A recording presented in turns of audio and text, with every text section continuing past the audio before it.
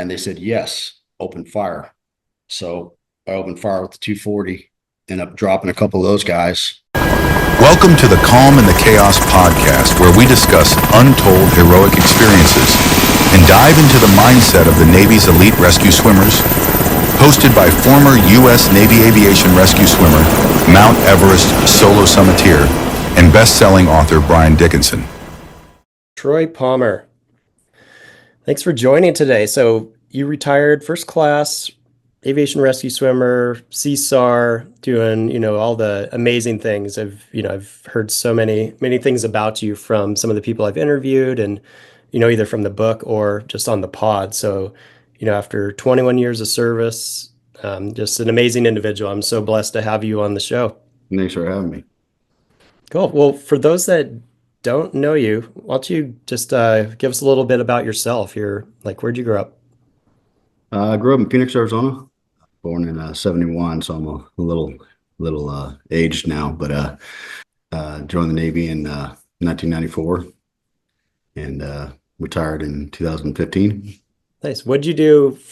So you graduated in what, 89 or 90? When did you graduate high school? 89, yeah. Yeah, I actually got my good enough diploma. I didn't graduate, and that kind of create that.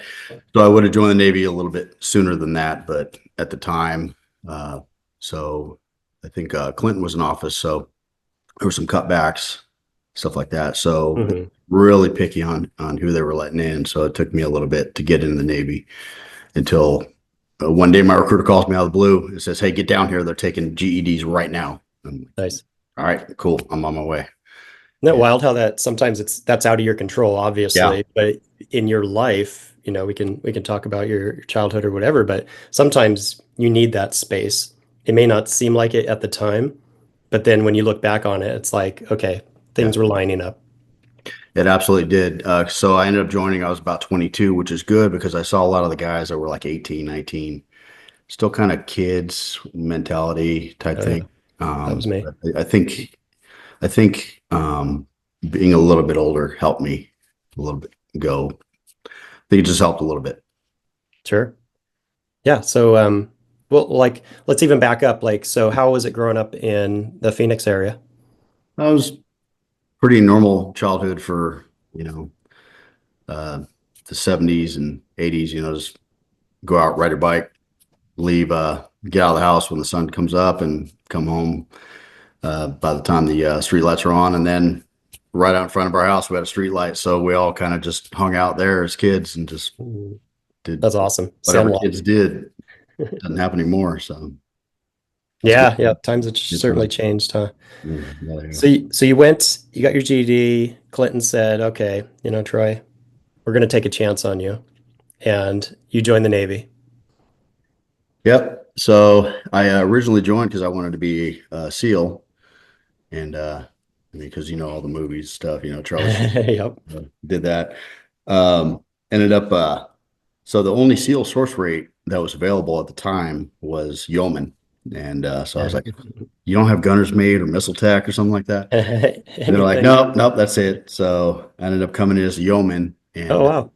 Yeah, lo and behold, I could only type 19 words a minute, not 20. So I became what's called we called it IBM, instant bosun's mate. So off to the fleet I went and became a bosun's mate for 4 years. And all my friends started leaving, getting out of the Navy or transferring or whatnot. So I was like, yeah, I don't think I want to do this bosun mate thing anymore. And started looking into aircrew because I wanted to fly and saw PR and I'm like, oh, that sounds kind of cool. And I was on watch with a friend of mine who was a storekeeper. And he's all, no, man, if you want to fly, you want to be an AW. I said, what's that? And he said, oh, I don't know, but just trust me. That's what you want to do. I'm like, Roger that. So I looked in the Blue Jackets manual and gave a description of the AW. And the very last line was, they're also door gunners. I'm like, that's what I want to do. So put in for it, got shot down the first time. Skipper hand wrote a note saying, hey, you guys are making a big mistake if you don't take this guy. And so 2 weeks later, I got my orders for ARSS and aircrew. Awesome. So what year was that? That was in 97. And I left the ship. I was on my second deployment on the USS Comstock, LSD 45. and Nice. left out a That bottle. must have been interesting. Yeah, LSD, blood in the deck and everything. That's yeah, yeah. It was a boat ship. That's probably why I did it for as long as I did, because it was a lot. It was well deck ops, it was crane ops, it was forecastle, small boats. for the LCAC still. Yeah, yeah, LK Axel, man. Those, oh, yeah, I was a ramp marshal, basically just think of an LSE for the LCAC. Yeah. Man, those things. So think of like a big, so they have two, I think they're T700s actually. Um, they have two helicopter engines powering the fans, and then Hmm. how they steer is they got those, nozzles, if you will. So they just direct it and they kind of just push it to whatever direction, opposite direction you want to go. So imagine 130 degrees in Kuwait, Mm. full garb, long sleeves, cranial on, all that. And these fans turn at you with jet Oh, exhaust gosh. was blowing at you, and while they back out, it was miserable. It was, Yeah. yeah, it was miserable. I probably Would you lost. be like soaking wet? Or they Oh spraying? yeah, yeah, you'd be drenched. Yeah, it was I mean, so Kuwait's an interesting place because not a cloud in the sky. It'd be like 120 something degrees, 100% humidity, Hmm. and it was miserable. It was Oh yeah. absolutely miserable. Yeah, that is brutal. Okay, so yeah, so you had some personal incentive to never do that again. If you're Yes. gonna get wet, you're gonna be jumping from a helo. Yeah, So exactly. so Exactly. how was SAR school? So I was a fleet returnee, and Yeah, you're like the old man now. yeah, I was, and it's actually one of the guys that actually kind of pointed me and kind of told me about you a little bit, Jason Gibson. He Yep. just out of boot camp, and I got there as a BM3, and I remember we're sitting in the in-doc class, whatnot. There's a second class over there. I'm like, oh sweet, I'm not going to be a class leader. And so he was already aircrew. So he was just there just to go to SAR school. So I'm like, oh, great. So here I am. I'm looking around. I'm like, I'm the only petty officer in here. So I'm going to be the Yep. class leader. So anyway, Jason, he's like, hey, petty officer. I'm like, yeah, what's up, man? And he's like, hey, we get third class out of A school. Do you get second class? And I'm just like, instant blood starts boiling. I'm like, oh man, why didn't I get hooked up with that? Like Yeah. E5 out of there. So, but yeah. So anyway, so they made me class leader, and that was my first like leadership role. Um, Oh, how was that? uh, it was, You got the spotlight on you. That's a yeah, tough school. it was looking back, it was an eye opener, but it was painful though, because I mean, it was like, so all these kids just got right out of boot camp, so now it's their first taste of freedom. So we're standing in ranks, and they're just talking and talking and talking, and the bosun mate comes at me, and I just started yelling at him. And I remember a lieutenant commander comes by and it's like, hey, Pedester, come over here real quick. And he's like, hey, you're not in the fleet anymore, man. You can't talk to him like that. I'm like, oh, Roger that, sir. And so had a pretty large class. It was like 44 people. So my first, In a single class? yeah, it Wow. was a huge class. And Yeah. after that, there was, I think, 17 or 18 of us that went on to SAR school. And they were like, wow, this is like the largest class we've had in like quite some time.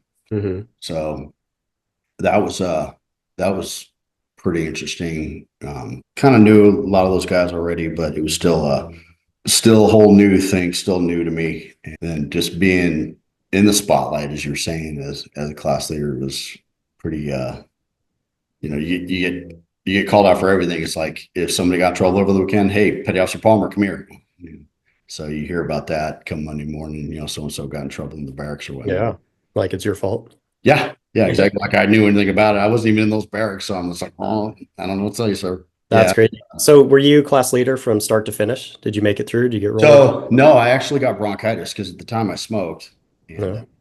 So I got bronchitis on the 1500. It started really coming out. I mean, I had a hard time breathing, and I did the cardinal sin. I stood up in the shallow end because it felt like my harness was just because you remember those old Oh yeah. the before the dry H2O. SARS, the SAR ones, Yeah. and I think that's what it was. Anyway, so I started to loosen up, and they basically just said, get out of the pool, go over to medical because I had a bunch of foam coming out the top of my snorkel and stuff. I was just having a Oh hard yeah. time breathing. Yeah, so You they looked rabid. yeah sent me over to medical and gave me some medication. So basically, they said, nope, you're down. Sorry. So I went over to student control and they put me on watch. And so I got to stay on watch for the weekend. And then when I came up, I got rolled into B team and there was a second class in that one. So I became the assistant class leader. So I got to Solid. fly through after that one. It's pretty nice. And since I was already kind of 2 weeks ahead of them, it was kind of like, it was nice to go into that class and you know, kind of show them, hey, by the way, this is the way Mhm. you do this. This is the way you do this. So Was it hard? Because when you're in a leadership position, like sometimes, we need a leader, all volunteers, everyone steps backwards and then you're the last one standing.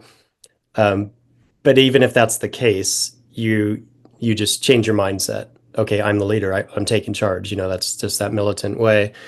But then when something out of your control, bronchitis, and you're foaming at the mouth like a rabid fox, you get pulled aside and now you're standing watch. You come back in. How was that? Like, was it hard to not be the leader at that point, or were you just kind of like being a peer leader because you had been through more than they had at that point, even though it's just a couple weeks, you're able to just kind of like be that, underground, that passive leader. honestly, in start school, it was kind of nice not being in charge because Mhm. then you really saw how much that they got. The class leader got called out for everything. Yeah. It seemed like everything, and but he handled it pretty well. I'm drawing a blank on his name, but he took it pretty well and just kind of being out of the limelight was nice because I could still be in a leadership position, but not in the position to where it's your head on the chopping block if somebody goes Yeah. over. Yeah. So it was Yeah, military is interesting like that because I don't some people they just go after that. It's probably in their personality. They want to be that leader and it's I don't know. And then there's some of us that we know when to be a leader and when not to, and it's okay to be both because you have to be a good follower to be a good leader. Through some of the training, it's like, okay, do I want this extra spotlight on me? Like what's the benefit of that? But like once we're out in the fleet and we're the first crewman, you're taking charge, you're doing your thing. So yeah, it's just kind of interesting. yeah. Yeah, it was yeah, I wasn't never really looked to take the leadership position, but if they told me, hey, you need to take this, I would absolutely, Yeah. take that hat. Yeah, I think that's pretty much everyone who makes it through. Yeah, It better be, right? I mean, that's that's what right. you're training you for. So cool. So you had a pretty interesting career, after you graduated. So after that, I went to onto HS10. Well, went to A school, did that whole thing. Once again, class leader. Mhm. It's basically class leader for everything except SEER school. So I went to A school. What's that? Like the C school? I can't remember what it's called. And those don't count. AWACS or whatever. Yep. Yeah, and then on HS10, it was like a seven people in our class, and it had a pretty good class. Had AW3 Justice in was one of the first female rescue swimmers. She was in my class. She was a really cool chick. I think she's an officer now, but so Awesome. so we had a pretty small class there, and then made it through actually. Did you actually do a winging party? Yes, Nice. yeah. So Prove it. Show your holes. yeah, actually, I can't really see them nowadays, but They're I there. I tried to hold on to the wings, and I don't know what happened to them. I mean, they didn't look like wings at that point. They were all like bent in. Yeah, I have mine in a shadow box. My mom had put them in there. They're bent and they still have the blood on them. Yeah, Probably a little bit of beer too. Yeah, but yeah, so somebody had dumped a bunch of dip in the thing. So, drinking all that beer and mayonnaise and whatever, hot sauce, and Oh man. just that somebody dumped like a can of dip. Well, In like a pitcher, right? yeah, And they and drop their wings in there. Yep. yeah. Just so So one people thing, know. yeah, and so I finally I got the wings, got them in my teeth and all that. Well, right about then is when that all that nicotine started kicking in. Oh gosh, yeah. Yeah, I guess I had started turning like all kinds of different shades of green, Yep. and so I was getting really dizzy too, and so they took me into and ended up getting sick, throwing a lot of stuff up, and after that, fresh start, uh, get back to it. So went back in and was and finished the night out. But yeah, we had a winging party. Kind of wish I still did that, but Yeah, I this is a unofficial military podcast, so I won't say if things happen or not, but they did for us, and proud of yeah, it. It is kind of silly, but it's just one of those things. Take the yeah, back off, they punch those wings directly in your chest, oh yeah, and there's a line of people oh yeah. getting their aggressions And out. like that line just kept getting longer and longer. Yep. I Where are think, you guys wait, did coming you already from? hit me? Got back in line. Yeah. Cool. So from there, you went to what, an HS squadron? Yep. I went to HS-15 and I went there from 1999 to 2003. Did two deployments to so I wanted to so I did two Westpacks on the Comstock and I wanted to do some med cruises, just Mhm. kind of change things up and just see the different part of the Navy. No, when you went to HS-10, then was HS-15 on the East Coast? Yep. Yep. Sure. Okay. Were all the HS going through 10 at that point? Yeah. Oh yeah. Okay. Yeah. There was no HS-1 anymore. Okay. Yeah, I think that went away in 97, something like that. Okay. So you just missed Yeah, it. Yeah. they were completely gone. Everything was going through HS-10 at that point. And so HS-10 onto HS-15. And so was there for September 11th. Um, I remember we had to get the authorization from NORAD to fly up to meet the ship off the coast of New York on September 12th. Hmm. So we were pretty much the only ones flying.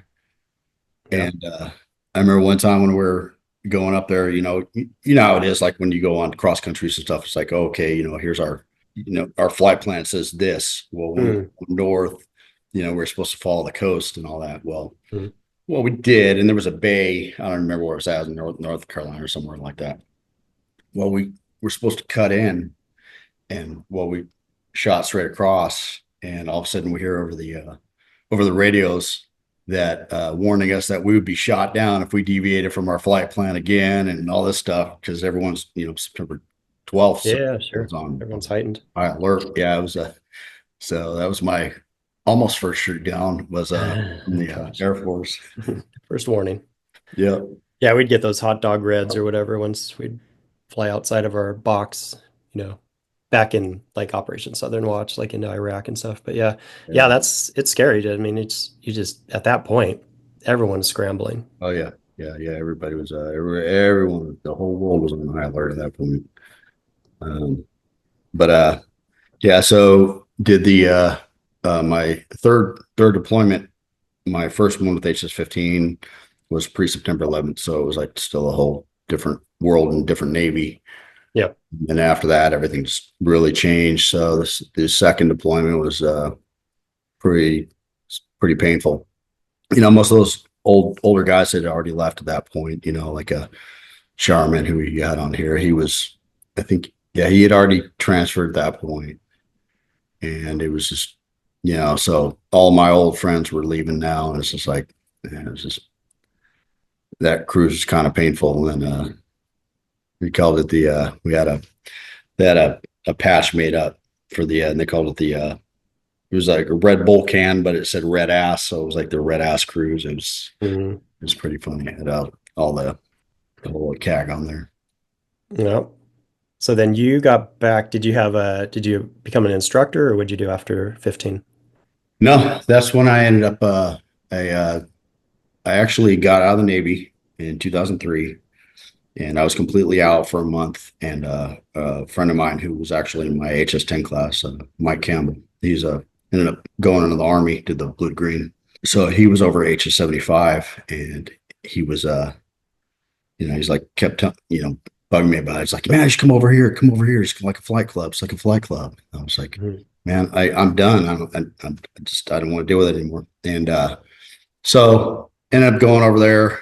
I joined the reserves, went to HS-75, and then would go in, fly, and it was pretty much just like flying club. It's just kind of, if you needed extra money or whatever, because I was going to school, working, and then I would just go do that and just give me a little extra money. Mhm. So I was flying with a friend of mine, Sean Dakota, and he was we were both first classes. He was at the time, I can't remember if they were still called TAR or FTS at that time, but anyway. Mhm. So we're flying, and this is after the war, because this is 2000, probably 2004. So I'm flying with the skipper, another pilot, I can't remember who, Sean, and me in the back. And he was talking about, yeah, HCS4, they'll take AW reservists, but they won't take AW active duty. And I'm like, Mhm. I'm an AW reservist. I'm like, oh, Mhm. hell, I'll go do that. I'll go do the Iraq thing. Skipper's like, yeah, you're fully qualified, right? You're like a SWITty and all that stuff. And it's like, yeah, sir, I'm fully qualified, still fully qualified and all that, because I, just got out probably 9 months before, so it was reserves at this point. So ended up putting in, told them, yeah, I'd like to volunteer to go up there and help those guys out because they need crew chiefs, and ended up going there in April of 2005 and stay in that community the rest of my time in. Tell us about that. So I got up there, and originally I wasn't supposed to leave for, I wasn't even slated to go anywhere for like 3 months. Well, it was a guy he went permanent med down, and he was a crew chief, and he was supposed to go. And so I got there in April. In May, he went down, and they're like, hey, Troy, hey, you're gonna go to Iraq as a crew chief. Cause I thought I was gonna go as like a gunner. Mhm. And so I was like, all right. And so they got me ramped up on the Gal 17, the minigun and all that. And I was going to ask, is there any specific training?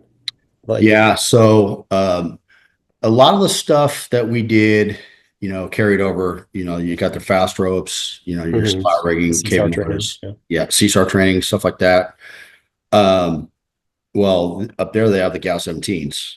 At the time, HCS4 and HCS5 were the only ones that had Gal 17s, the minigun. Mhm. And so I got qualified on that, if you want to call it that. It was a pretty difficult gun to get used to, of the jams and stuff like that, clearing all that, because it was I a bet. different gun than what's out there now. So I got qualified, ended up going, and so they just gave me a gunner who was basically ready for TAC 3, which is crew chief. So they gave me him, and it was John Wooten, Jay Woo. We were there from June to August, and some pretty my first DA was the guys that killed the Blackwater guys and hung them from the bridge in 2004. Yeah. So we ended up with SEAL Team 5 going after those guys. So we got them. It was it was all four of our helicopters and four MH-53s. They're the Pablos. And Mhm. so it was, pretty much all the SEALs out of Habanaya, and then a bunch of, at the time they were starting to train the Iraqis. So it was a bunch of Iraqis too. So probably had about, I think the assault force was like 40, and we had like 10 in my aircraft. So drop them off, we all are landed, and it kind of sucks because our ISR bird was one of our helicopters. Well, the video cable on the FLIR had messed up, but it would have been perfect because all of the helicopters landed like at the same time, and it was like 2 or 3 different target houses. So they Mhm. all landed at the same time, and then hut going. That'd been cool footage. Yeah, it would have been, but The flare screwed up. Yeah, So, wasn't meant to be.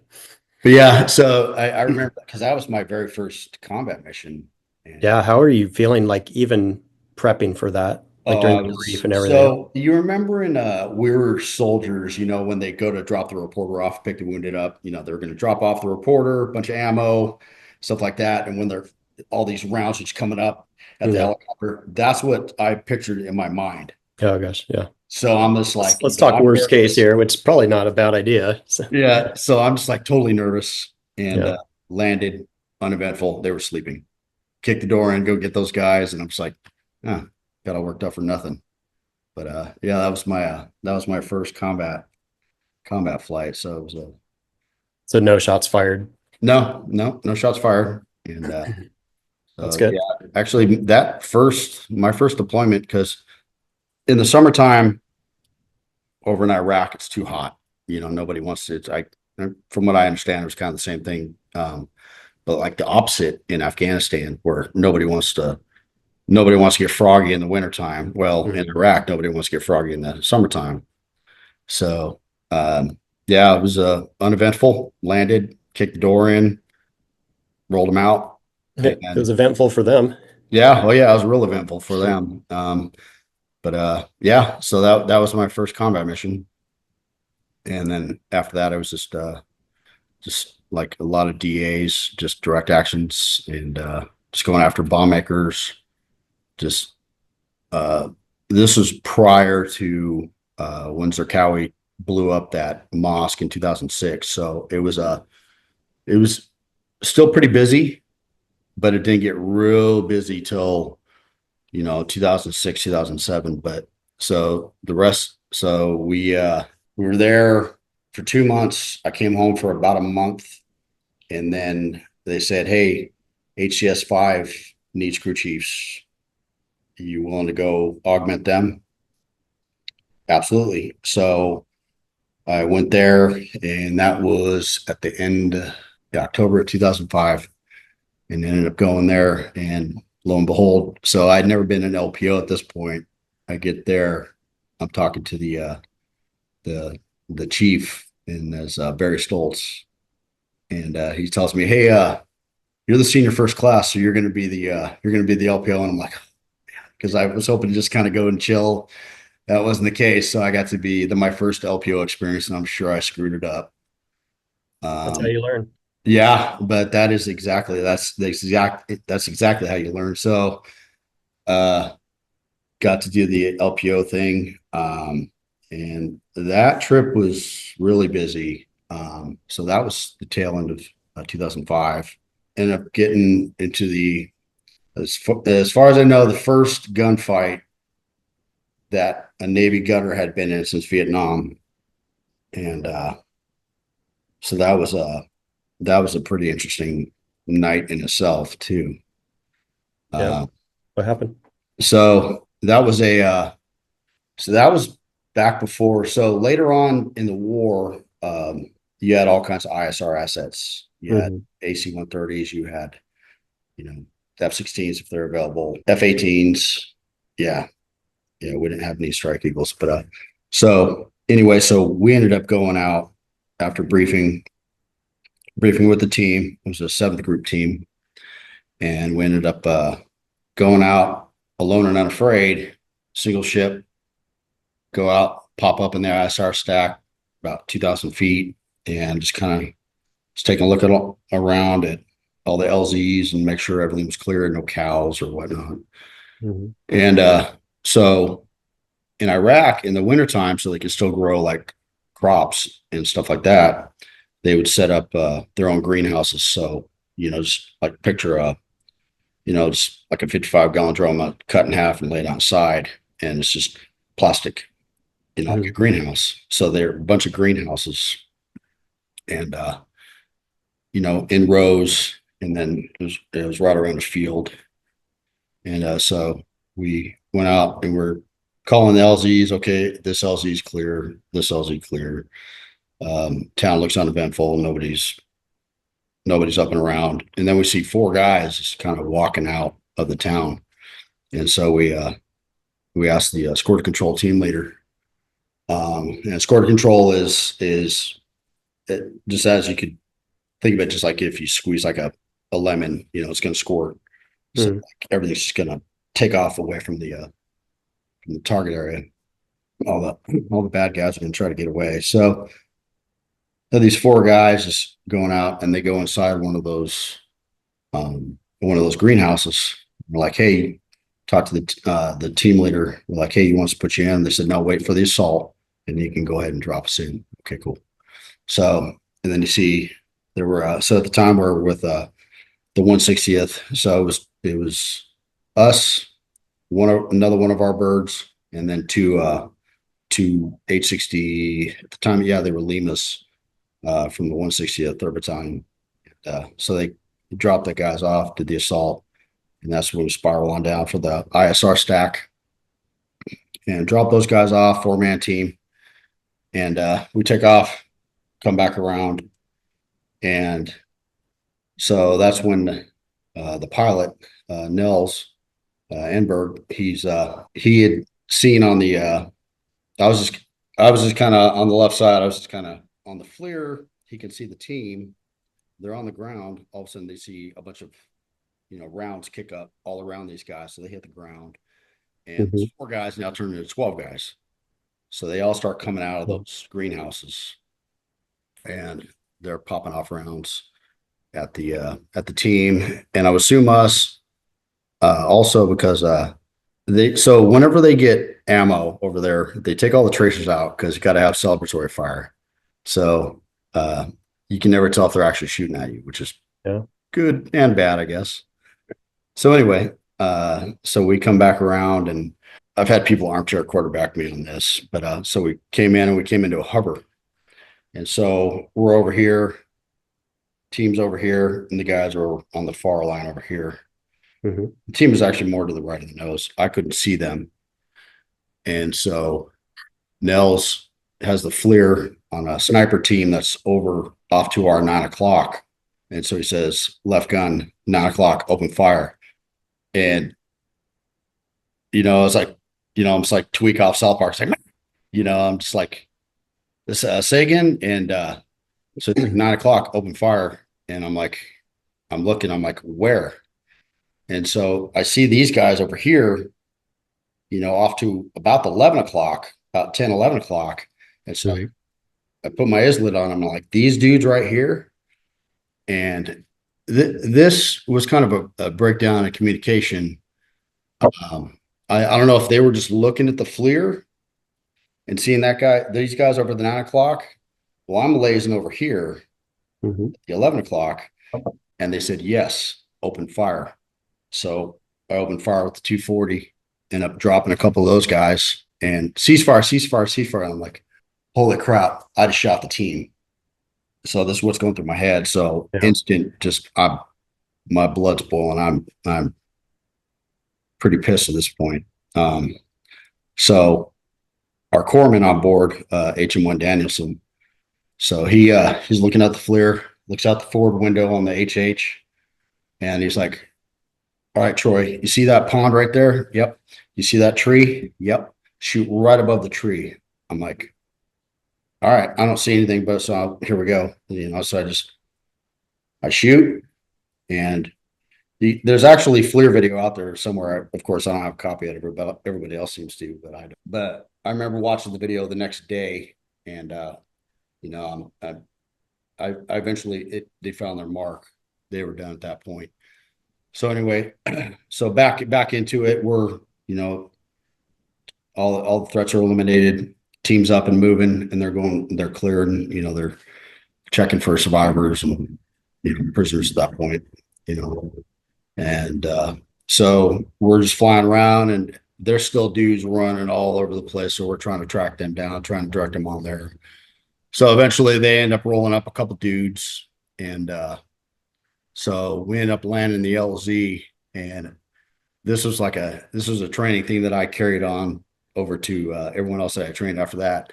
Always make sure you check your ammo. So as soon as we land in the LZ, I'm like, this is potentially hot LZ, and here I am sitting there, and I have like 10 rounds hanging off of my 240, and I'm like, Oh no. oh boy, I should probably reload. So throw a fresh can on and all that. Mhm. So this almost got a couple more confirmed on this one because so the dudes come running in, you know, they literally the prisoners come running into the aircraft, and I'm like, holy crap. So I get ready to pull my M11 out, and they just came in and like knew exactly what to do. So they went up front, and Dave grabbed them. Dave Danielson grabbed them, threw them up front, kind of just stacking them up. There were four, they call them pucks, and they're like personnel under control or something like prisoners under control. But because they didn't call them POWs at that point.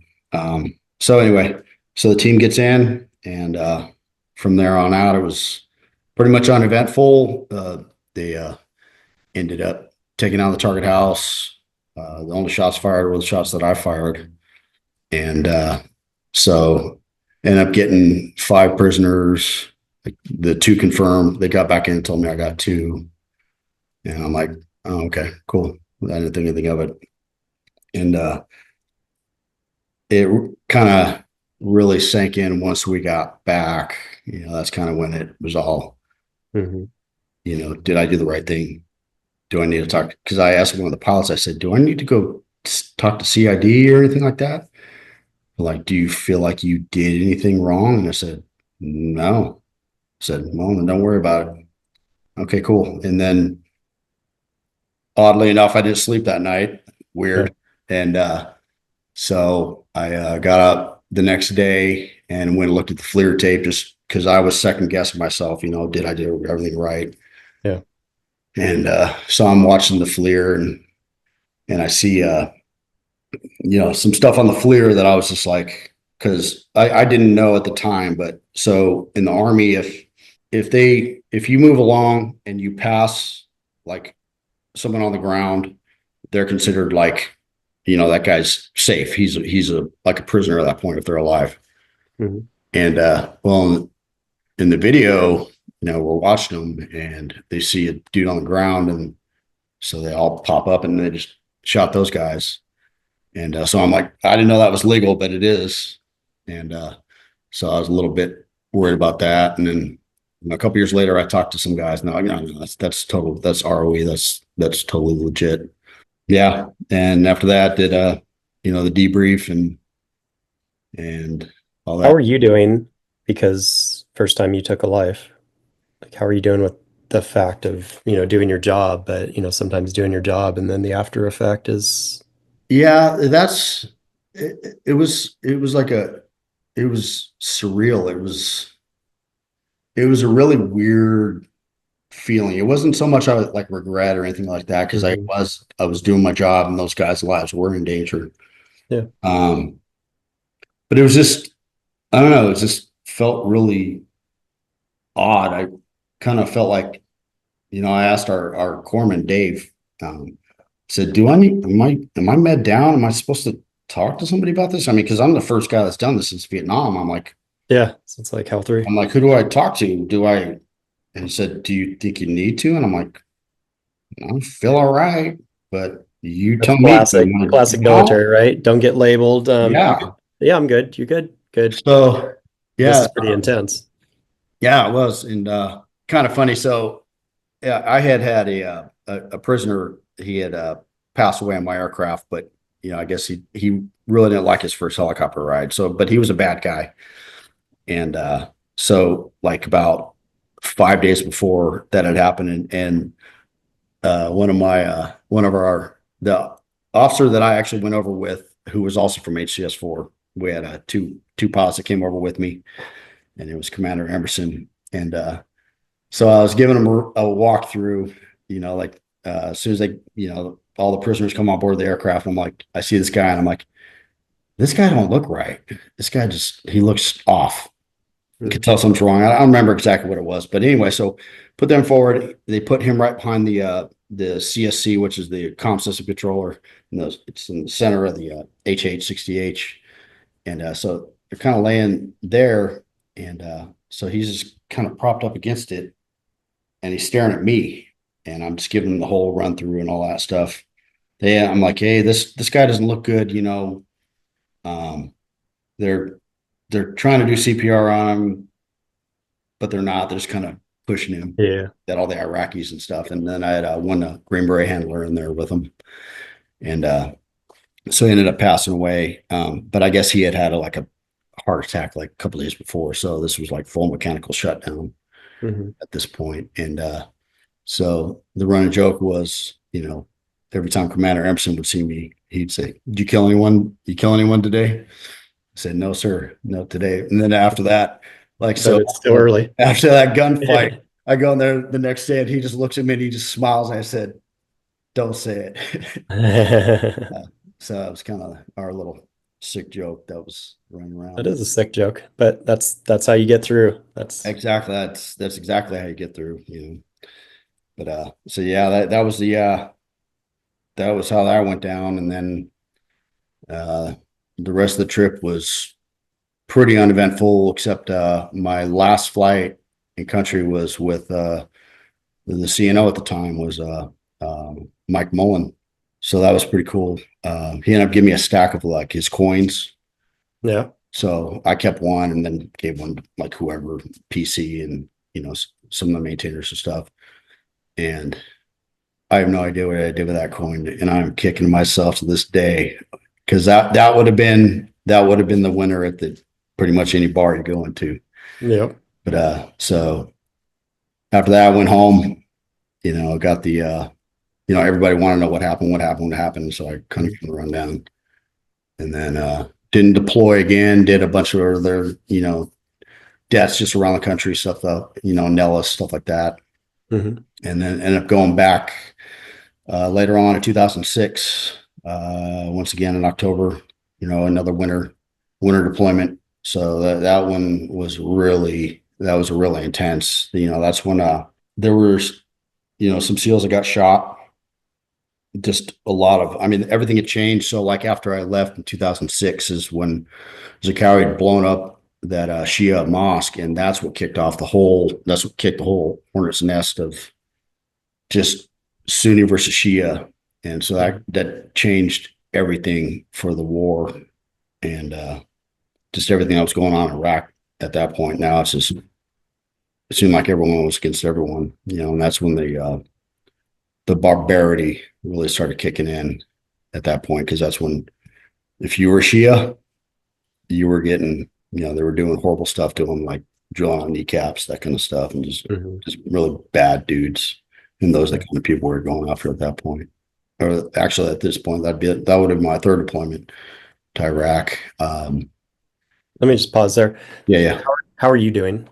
It's a lot to. Yeah, it's just kind of like stirring up a lot of memories and stuff like that. So, Like we can pause, we can stop, we can. No, I'm all right. Yeah, when I talk about it, I just kind of takes me back to a different time. Okay. I just want to make sure you're okay. Yeah. So yeah, onto that deployment. So had a third gunner, Luc Defense. I got lucky with all of my gunners, but this guy he was really good, really smart, photographic memory. You can look on the GRG and just remember where every house was, every house number and all that. So the GRG is the gridded reference graphic. It's a picture of the target area. Like, you'd have, say, building 1 is the target house, and then, like 2, 3, and 4, it's almost like, a military base. Kind of number the same. The numbers don't make sense, but they're all there. And he would have everything memorized. And so just a great gunner and second crewman. Yeah, that led us into our second gunfight on February 7th. That whole night, I should say, started out pretty crazy. So we were in Kalsu and just got done doing the mission brief with the team. And so our team's going out there doing like the kind of rehearsal stack up, like these guys are going to go into this aircraft, these guys are going to go this aircraft, and so on and so forth. It was supposed to be 3 53s and 2 of our birds. And then so one of their 53s went down, so we had to break up that team and kind of put them, in our technically down. Oh yeah, yeah. It was like mechanically? it was kind of so what it was the heater. The heater on the thing went down. I'm like the heater. You mean like the 50 cal or something? Like no, no, no. The heater. I'm like seriously. I don't remember heaters ever working. Yeah, I'm like Yeah, heater. in What are you talking illusion. about heater? So yeah, we ended up Coffee maker's not working. We're not going to go yeah, there. yeah, exactly. You know, the food cart's broken. What's going on here? So they ended up losing one of their helicopters. So we had to break up those guys and split them up amongst the other helicopters. And 53 is huge. Like how many troops are in there? I think they take like 25 to 30 or something like that. Yeah.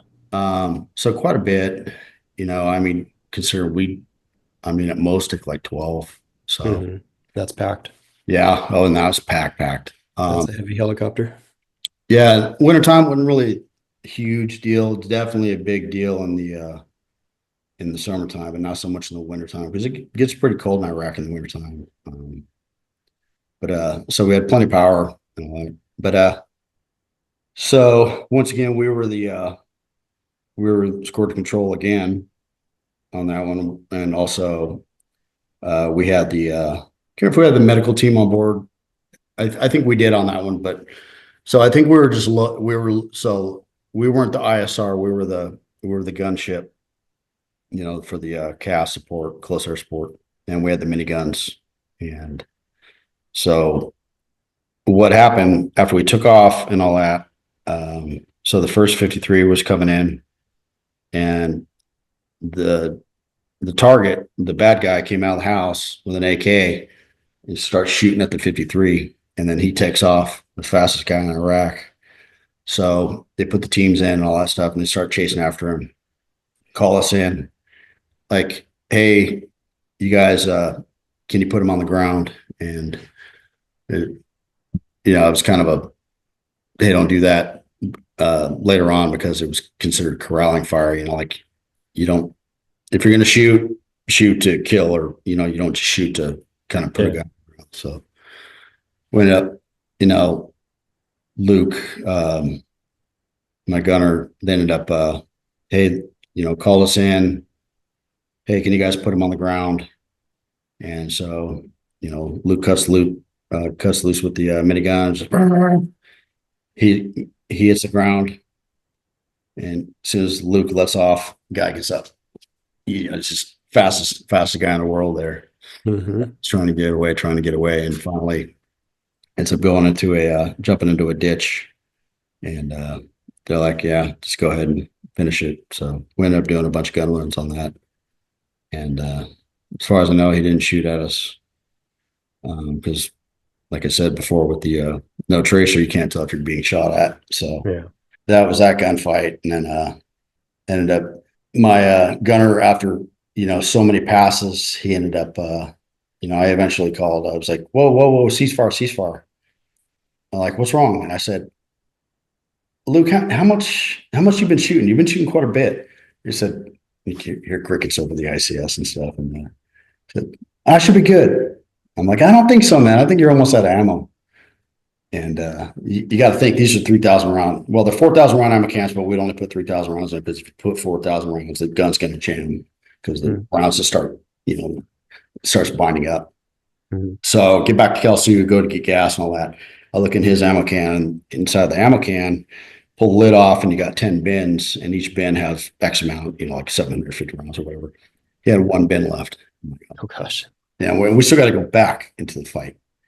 Yeah. Yeah. So I gave him half of my ammo, and then we ended up Did you have miniguns on yeah, port and starboard? yeah, both sides. And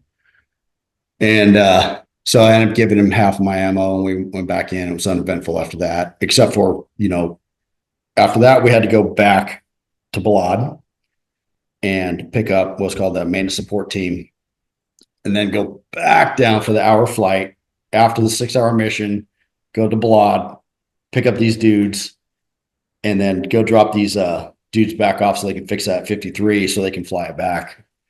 And so that was a pretty long night. How is that? Like after you, I mean, adrenaline, everything is just amped. You're going in there. Your mindset is just in the red. Luke's emptying cans like they're paid by the government. And then you fly back. What is that hour like coming down? You guys talking internal on, ICS, or you guys just kind of like Yeah, just it was honestly, it's kind of just a, I don't know, like normal day at the office almost, I guess. no weird? Yeah, it was weird. Now that I think about it, it was, but Like for listeners that have no clue, and I didn't, I was more on the protecting the carrier type stuff. And it's unusual for me as well, but it is. You have to find yeah, that you gotta safe space. compartmentalize it. Yeah, it's just kind of put it in the back of your mind. It's just like, it's just something you don't really, because if you focus on it, it'll drive you nuts. So, Mhm. But yeah, yeah, it doesn't. it It's not kind going to of, do anything. Just make things worse. yeah, it's just went back and I didn't think anything of it. And then, when we're filling out the post deployment, screening thing, Mhm. I was talking to Luke and, you know, he's like, said, were you ever in fear for your life at any point, blah, blah, blah. And I put no. And Luke said, yeah, yeah, I was, yeah, absolutely. I was. I'm like, cause no, I didn't even think about it, cause I guess Yeah. 'cause it was my first rodeo. Well, every flight you could put yes. Yeah, Flying I in a mean, freaking helicopter, almost something horizontal. happens almost every time. And I guess I just handle things differently because I mean, I've had some, you know, just some crazy stuff happen and like almost crash and, Mhm. it's, I don't Yeah, know, it's kind the of normal. It's the kept it norm. together and just, I don't know. I guess I just deal with it differently. But so yeah, he put that, yeah, he felt that, his life was in danger and I put the opposite. But anyway, I just thought it was something kind of one of those things you just don't think about until you get put in that situation. Yeah. Well, thanks for sharing all that. I know it's a lot, and we can stay on and talk and everything. It's just important to have those conversations, to journal, and it's a lot. When you're in, you're doing it, and once you're out, it's like there's a lot of downtime. There's a lot of time to think about these things, and they do resurface. That compartmentalization, those boxes do open. So yeah, I appreciate you sharing. You want to switch towards a less grim, have some Yeah. fun. Yeah, just after that it was just did one more deployment after that. It was 2010, but it was pretty much uneventful. I mean, this time the Iraqi government was pretty much approving all the ASR, the aviation support requests and stuff like that. So everything was pretty much a dry hole at that point. Mhm. So 2010 was pretty uneventful. It's just that's when they're starting to shut everything down. So we're basically moving our ops from one place to another place. That was the kind of the highlight of that deployment, that last one there. And Yeah. then after that, just kind of ended up becoming the gunnery instructor, standardization guy, and yeah. Was Uh, that in Fallon? no, no, no, I never made a shore duty. Oh, I, huh. How do you feel yeah, about that? I'm glad I got to do what I did. Yeah. With the ACS 4 and 5, and then 84 and 85. I ended up retiring at a 85, Mhm. and so I'm glad I got to go that route. And I think it was more. I just enjoyed it more because I'm not sure how I would have felt about being an instructor, but I liked instructing. Don't get me wrong, I love it. Mhm. But I like more of the one-on-one. I don't think I could actually get up in front of a class and Gotcha. teach stuff like that. So yeah, and not going shore duty was I never really even gave it any thought. But Do you consider yourself what do you consider yourself? Because you're a rescue swimmer, aviation rescue swimmer, combat search and rescue. Like what seemed like CSAR was a big part of, I mean, you've done it all. Been a boatsman's mate. yeah, I don't really know. I never really thought. That's good. Yeah, yeah, You don't have to label yourself because you're yeah. I don't know. I was more of an instructor, if anything, gunnery instructor, because that's what I ended up doing most of the pretty much the rest of the time. So like I was in the reserves. So I had a civilian job, and my civilian job is I work for a company called Dillon Arrow, and actually make the minigun, Mm. the Cal 17, M134D miniguns. And so I ended up, being instructor there, also in production, but mainly, a lot of instructing. And so it kind of carried over into when I went over to 85, because they just started up again, because HCS 5 decommissioned in 2006. And so 85 came back and Mhm. to kind of continue on with that mission. And so they didn't really have any qualified guys in the way of miniguns. So I ended up going over there, training up most of their guys, and staying there the rest of my time in the Navy. That's awesome. More instructor than anything. So I always say the being a SAR swimmer, air crew, whatever, we're not labeling you because you've done it all, is the ultimate form of serving others. And then once we get out, I think a lot of us, whether we consciously know or not, we end up kind of fitting in those roles. Have you found that now that you're a civilian? Um, yeah, still in the, I'm always try to be there to help people as much as, I can. And if they need it, a lot of it is more like helping people with their VA. I have That's a hard huge. day. Yeah, because there's a lot of those companies out there that are like, oh yeah, it's only 20% of your, back pay. I'm like, I do that for free. I just, if anybody needs any assistance with it, I usually just, because it took me 4 years to get my disability rating to 100%, and I ended up doing after 40%. My wife and I, we did it all on our own. Hmm. Didn't no outside.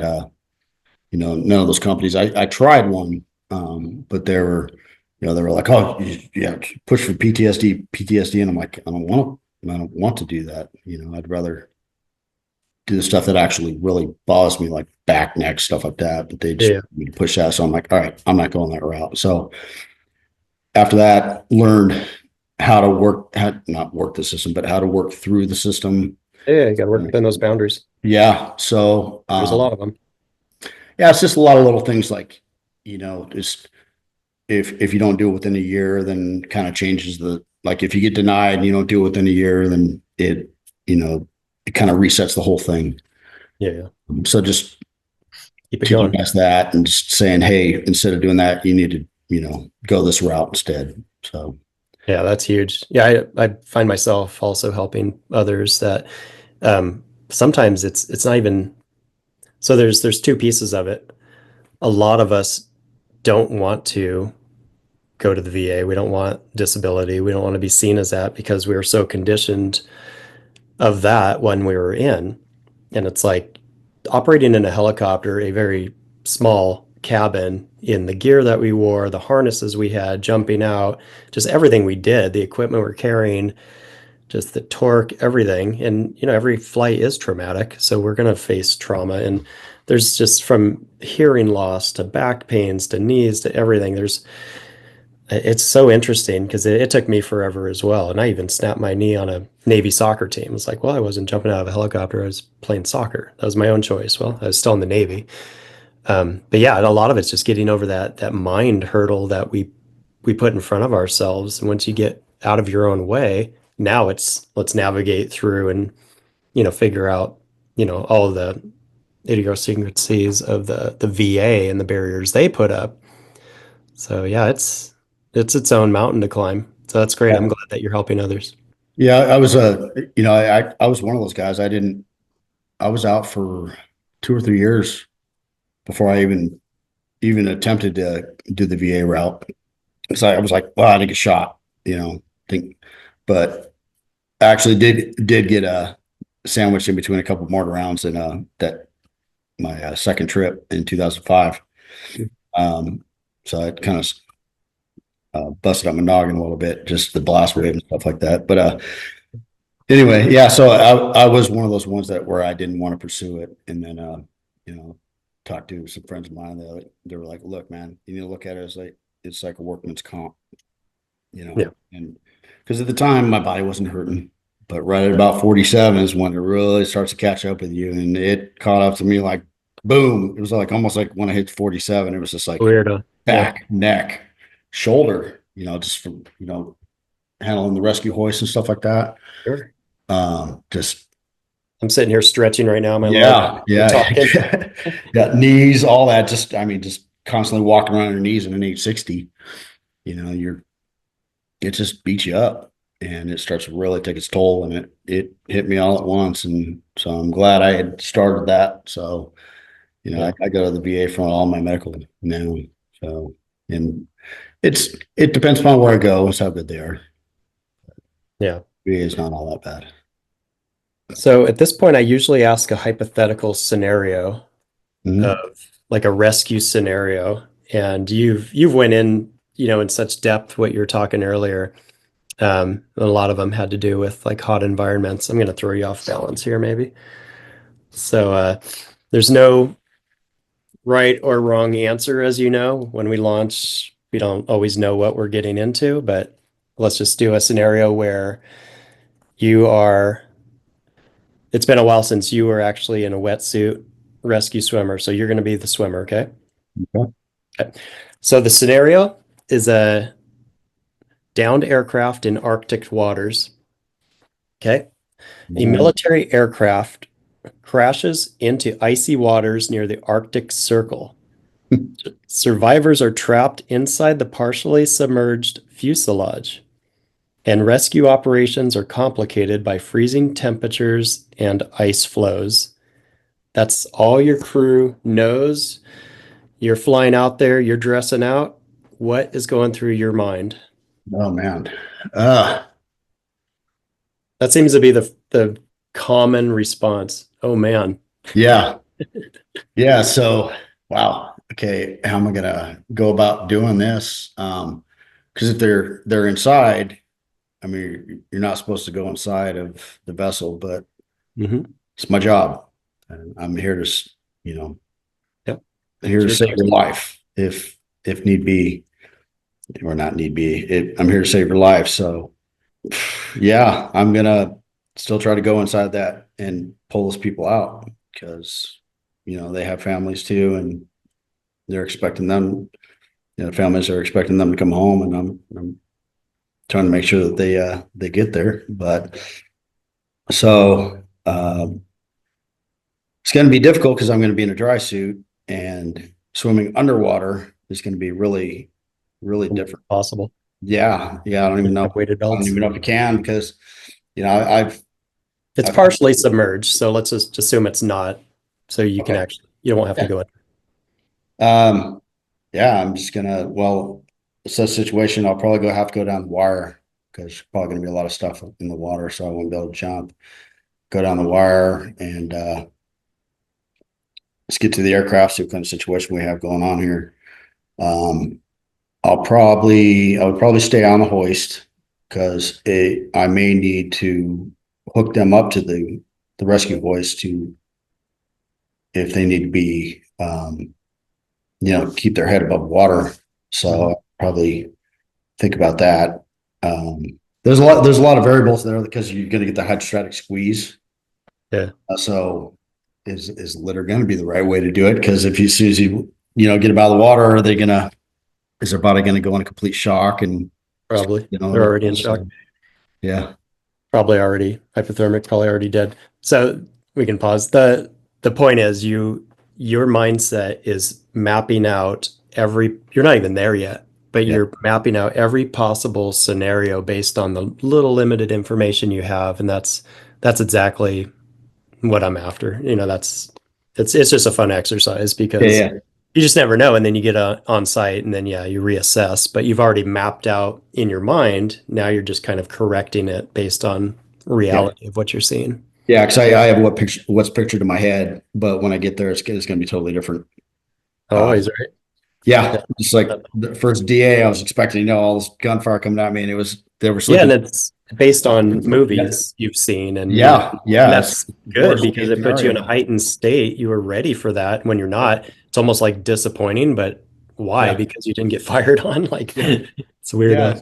So yeah, I mean, I'm gonna, have this own scenario going in my head, but once we get on station, it's gonna be like, oh, okay, so all right, this is reality. Okay. So this is Yeah. how we go about doing it at this point. And then I'm going to start picking and choosing, who's going to be my priority, who's coming up first, who's coming up second. I'm going to try to bring, both them up at the same time and then me go up later. So just kind of, and then just brief it to whoever the crew chief is and just kind of base it off that. Crushed it. Saved them all. Good job. So Troy, you've had incredible experiences that not many can relate to or really understand. I mean, our listeners would be blown away by this conversation. So I'm really excited to have you here. But based on that, based on your 21 years of service, and even outside of it, you just have a ton of wisdom. What is a bit of wisdom that you would want our listeners, like you want to leave with our listeners?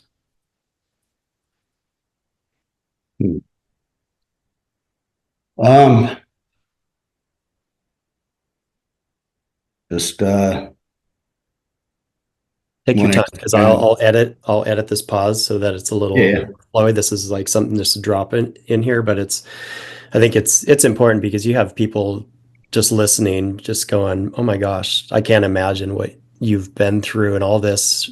What kind of takeaways would he tell me that can, alter my life? try to get as much information as you can before you jump in because you don't want to make the wrong decision. Because that wrong decision you got to live with the rest of your life, and you don't want it to be regret. So kind of play it out in your head and draw your own battle plan and just kind of go from there. Yeah, that's great wisdom, and it applies across every aspect of life. We military mountaineering, for me, it's you live and die by the decisions you make, but you only have the information you have at that time. No decision's the worst decision, but as much data as you can have, to have, Yeah, it's definitely going to build you. It's going to give you that essay that you're going to need to, you know, be successful in the end. Come out on top. Because if you're just going to wing it when you get there, then good luck with that. So yeah, like you said, you got to live with it. But yeah, so man, Troy, this has been incredible. Thank you so much for being vulnerable, sharing your experiences. I know the listeners will get a lot. I really appreciate you being here. And for all the listeners, thank you. And we'll see you on the next show. all right, awesome. Thanks for having me. Thank you for listening to the Calm in the Chaos podcast. Please subscribe to be notified of future episodes, and if you enjoyed what you just heard, please leave a 5-star review on whatever platform you listen to podcasts. Until next time, get out there and make a difference so others may live.